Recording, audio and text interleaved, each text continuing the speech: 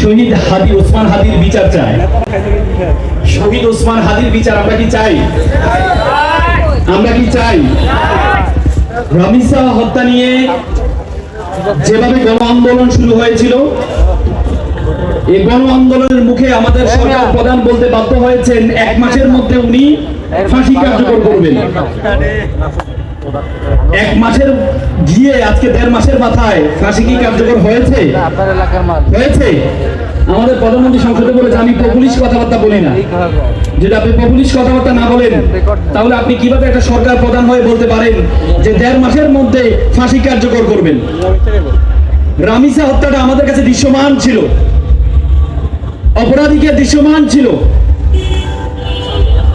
ওসমান হাদির হত্যাকারীকে এটাও দৃশ্যমান আমাদের কাছে।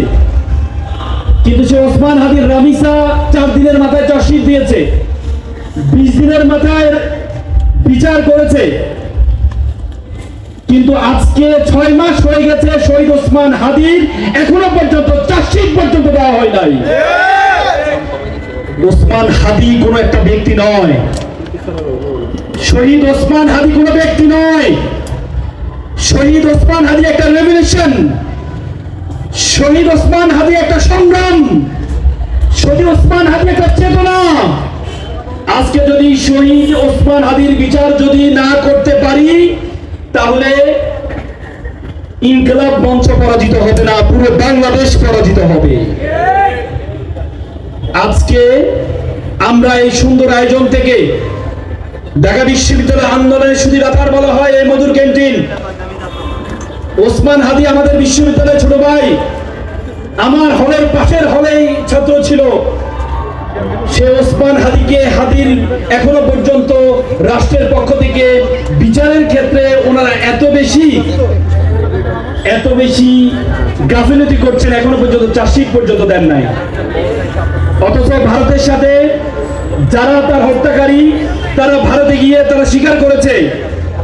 মমতা ব্যানার্জি নিজেই বলেছে কে হত্যা করেছে। সুতরাং সকলেই তদন্ত, আপনি সিআইডি তদন্ত করছেন, তদন্তের কি দরকার? আপনি 6 মাস হয়ে গেছে এখনো পর্যন্ত চার্জশিট দিতে পারেন নাই।